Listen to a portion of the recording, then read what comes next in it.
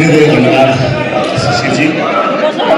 आजको यस ऐतिहासिक घडीमा इतिहासको यो महत्त्वपूर्ण कालखण्डको साक्षी गर्नको लागि उपस्थित हुनुभएका सबैजनालाई एकमुष्ट सम्बोधन गर्दै जय गर्दै भन्न चाहन्छु।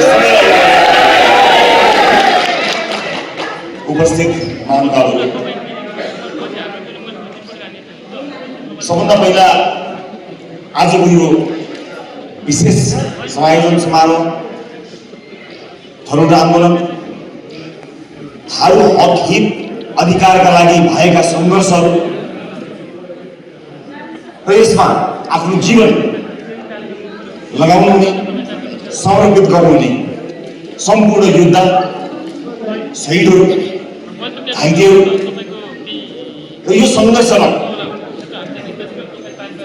सम्पूर्ण आफ्नो जीवन र पुस्ता समर्पण गर्नुहुने सबैप्रति म आजको साँझ समर्पित गर्न चाहन्छु।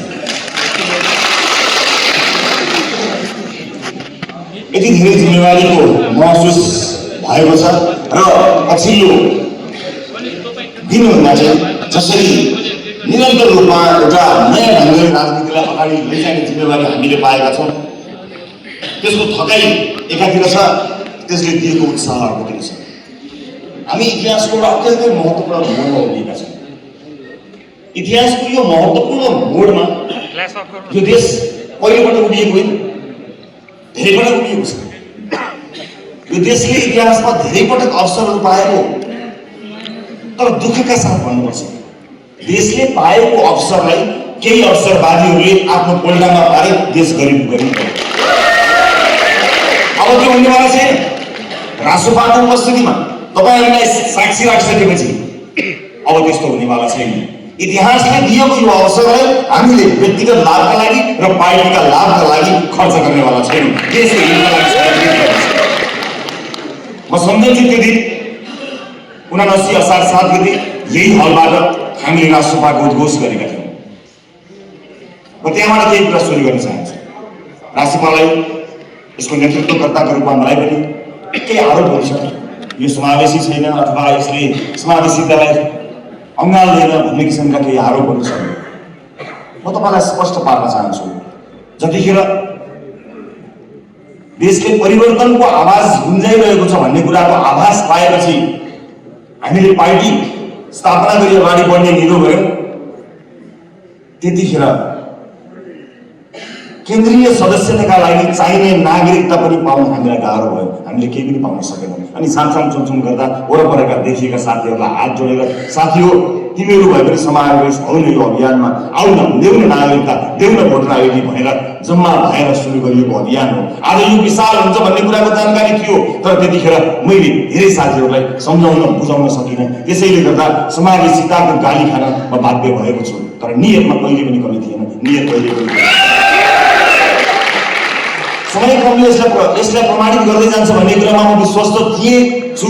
र आज जब यो ऐतिहासिक मोडमा हामी आइपुगेका छौँ, यहाँ आइपुग्दाखेरि राष्ट्रसभा फैलिएको छ, जनताको विश्वास बढेको छ। र म फेरि पनि तपाईँलाई आज जोड लगाएर के भन्न चाहन्छु भने फैलिएको यो विश्वास र भरोसालाई मेरा व्यक्तिगत रूपमा या पार्टीका रूपमा या कुनै गुटका रूपमा कसैको लाभका लागि होइन, मात्र यो सिङ्गो देशको लाभका लागि खर्च गरिनेछ। त्यसलाई मध्यनजर राख्नुपर्छ। म फेरि पनि सम्झन्छु आफ्नो राजनीतिक प्रतिवेदन, पहिलो राजनीतिक प्रतिवेदनमा भनेको कुरा, जहाँ मैले बताएको थिएँ कि नयाँ शक्तिहरू एक ठाउँमा उभिने क्रमलाई सुरुवात गर्नुपर्छ। देश परिवर्तनको सङ्घर्षमा उभिएको छ। यतिखेर मैले के पाउँछु भनेर होइन, मैले के दिने भनेर बैठक बसियो भने त्यो बैठकहरू सफल हुन्छ। र म त्याग गर्ने मानिसहरूको नाम सूची बनाउँदा मेरो नाम पहिलो नम्बरमा दर्जा गराउँछु भनेर मैले इतिहासलाई दर्जा गराइसकेको छु। त्यो सिलसिला सिद्धिएको छैन, त्यो सिलसिला सिद्धिएको छैन साथीहरू। अब यसको सुरुवात हामीले गरेका छौँ।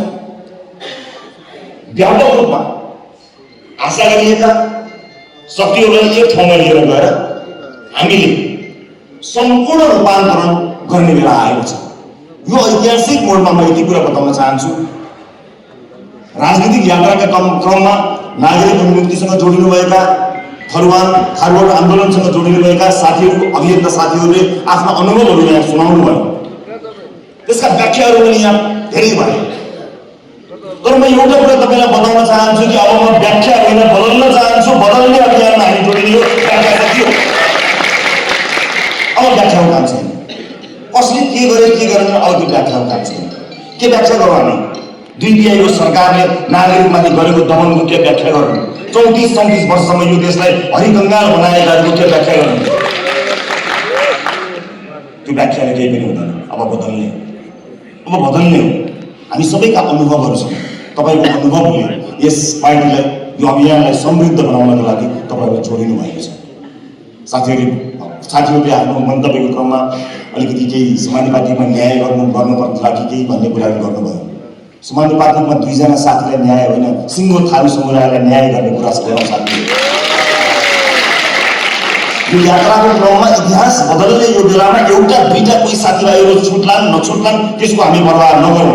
तर आन्दोलनका रूपमा तपाईँले वर्षौँसम्म झेल्नुभएको यो उत्पीडन, वर्षौँसम्म झेल्नुभएको यो विभेदको अन्त्य मैले यो पार्टीले होइन, तपाईँ हामी सबैले सँगै मिलेर सँगै लडेर सँगै परिणाम दिने हो। हामी आज त्यसका लागि बसेका हौँ। विभिन्न मञ्चहरूमा प्रतिबद्धताहरूको कमी भएको होइन, मानिसहरूले प्रतिबद्धता व्यक्त गरेकै हो। तर यो अवसरलाई पनि हामीले गुमायौँ भने हामी नेताका रूपमा त कहीँ कतै चिनिन्छ होला, तर इतिहासले मौका पाएर पनि त्यसलाई सदुपयोग गर्न नसकेको एउटा गलत पात्रको रूपमा पनि हाम्रो चित्रण गर्ने खतरामा हामी बसेका छौँ। त्यसैले हामी अत्यन्त जिम्मेवार हुनुपर्ने मोडमा उभिएका छौँ। उपस्थित साथीहरू, विशेष गरेर थरुवाट आन्दोलन, थारू आन्दोलन र टिकापुरको घटनालाई लिएर म सञ्चारकर्मी रहँदा मेरो सूचनाको दायरा आज जति फराकिलो थियो, बुझाइको दायरा कमी हुँदा मैले कहीँ कतै मन दुखाएको छु भन्ने मलाई महसुस भएको छ।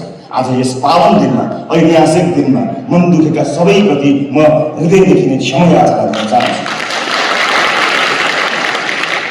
सिक्ने र समृद्ध हुने क्रममा म अझै पनि आफूलाई सिकाउने एउटा नागरिक भनौँ, सिकाउने एउटा राजनीतिक कर्मीका रूपमा परिष्कृत पार्ने यात्रामा अगाडि बढेको छु। यी मात्र होइन, धेरै कमी कमजोरीहरू भएका होला। त्यसले मलाई एउटा पाठ सिकाएको छ।